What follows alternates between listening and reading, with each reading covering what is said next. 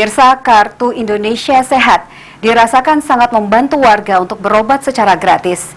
Bagi warga yang belum memiliki KIS, bisa menggunakan KTP agar bisa mendapatkan layanan pengobatan.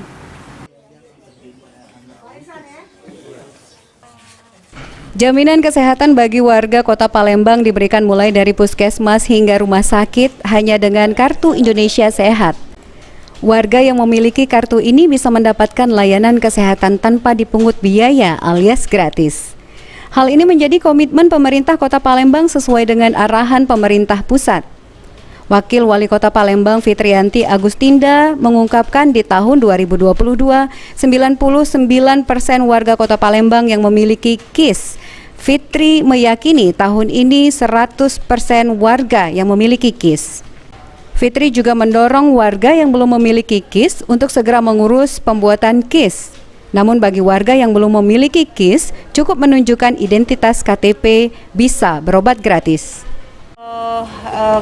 Warga masyarakat Kota Palembang sebenarnya, terutama masyarakat Kota Palembang, kalau misalnya saat ini juga belum memiliki Kartu Indonesia Sehat, mereka mau berobat pun cukup membawa KTP saja, identitas yang menunjukkan bahwa warga masyarakat Kota Palembang.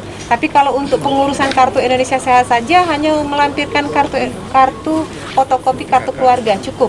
Jadi seluruh anggota Pelayanan kesehatan yang mudah dan cepat memang sangat penting. Pasalnya, pelayanan kesehatan ini adalah salah satu pelayanan yang paling banyak dibutuhkan oleh masyarakat.